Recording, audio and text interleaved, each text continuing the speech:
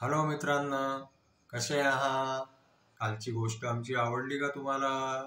जर आवडली असली तर आम्हाला लाईक करा, शेअर करा, सबस्क्राईब करा आमच्या चॅनलला. म्हणजे आम्हाला तुमच्यापर्यंत आणखीन खूप साऱ्या गोष्टी पोहोचवता येतील.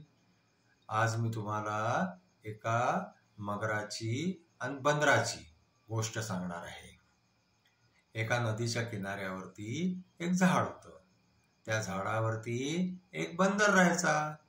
तो बंदर जो आहे तो सारखा नदीकडे पाहत राहायचा.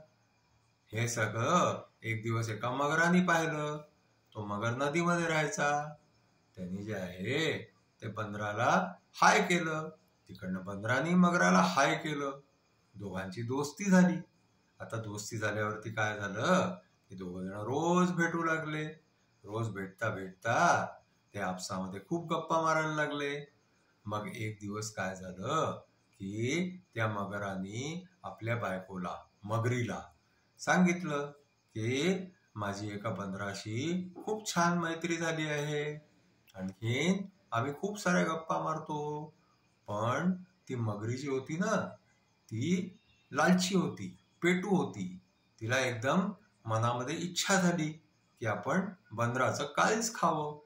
आता आपला जो नवरा आहे मगर त्याचा मित्र आहे बंदर. पण आपण त्याचं जे आहे ते काळीज जर मागितलं आपल्या नवऱ्यापाशी तर तो निश्चित आपल्याला आणून देईल. तिने आपल्या नवऱ्याला म्हटलं की तुमच्या मित्राला एक दिवस आपल्या घरी घेऊन या, मग मी त्याचं काळीज खाईन. मगरानी बायकोला समजवायचा प्रयत्न केला की तो माझा खूप छान मित्र आहे, मी त्याला असं धोका देऊन नाही आणू शकत. पण मगरीने तर हट्टच धरला की मला तर बंदराचं काळीजच खायचंय. मग काय करणार? शेवटी बायकोचा हट्ट. मगर म्हणाला की ठीक आहे, मी प्रयत्न करतो.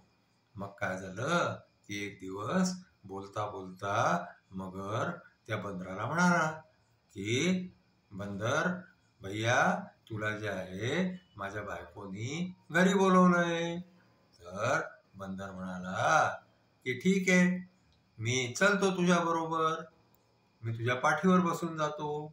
असं करून तो बंदर टुन्नकनी उडी मारून जे आहे ते मगराच्या पाठीवर बसून गेला. आता पाठीवर बसल्यावरती मगर त्याला नदीमधून घेऊन आपल्या घरी जायला लागला.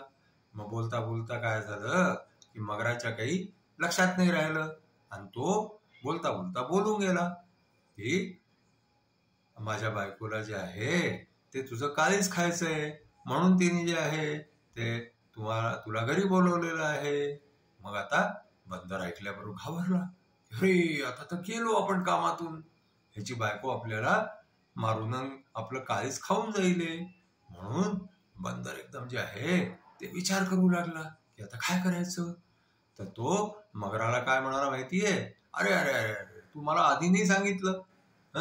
अरे, माझं काळीज तर मी झाडावरतीच ठेवून आलो. आधी बोलला असता तर मी काळीज बरोबर घेऊन निघालो असतो. मग जे आहे तो मगर म्हणायला लागला, मग काय उपयोग? माझ्या बायकोला जर आज तुझं काळीज खायला नाही मिळालं तर काहीच अर्थ नाहीये याचा. चला आपण वापस चलू. आपण झाडावरतून काळीज घेऊन आणि मग परत घरी जाऊ. आणि तो मगर जो आहे तो परत झाडाकडे जायला निघाला. मग झाडापर्यंत गेल्यानंतर बंदराने काय केलं की त्यांनी एकदम जे आहे त्याच्या पाठीवरतून उडी मारली आणि तो सीधा झाडावरती जाऊन बसला. आणखी मगराला म्हणाला, वा रे वा, चांगला मित्र आहे तू माझा. आपल्या बायकोसाठी माझं काळीज घेऊन जायला निघाला. असं कुठे काय झाडावरती काळीज ठेवतं का कोणी? अरे, माझ्या बरोबरच होतं, पण मी आता काही येणार नाही तुझ्या बरोबर. तू कसा मित्र आहे माझा? असे कोणी मित्र असतं का की आपल्या मित्राला जे आहे ते आपल्या बायकोला घेऊन जायचं आणि त्याला मारून टाकायचं? मी नाही येणार आता. आपली मैत्री खतम करून जे आहे त्यांनी ती मैत्री मगराबरोबर संपवून टाकली. आणखीन दोघ जण जे आहे तिथं तो ते झाड सोडून जे आहे तो जंगलामध्ये चालला गेला. आणि मगर विचार करायला लागला की आता आपण घरी गेल्यावरती आपलं काय होणार आहे? अरे, बायको आपल्याला रागवेले. पण शेवटी मगरानी हिंमत केली. आणखीन तोही आपल्या घरी चालला गेला.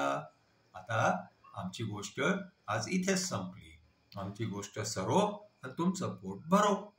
आमची ही गोष्ट तुम्हाला आवडली असल्यास तुम्ही आमच्या चॅनलला लाईक करा, शेअर करा, आणखीन सबस्क्राईबही करा. धन्यवाद.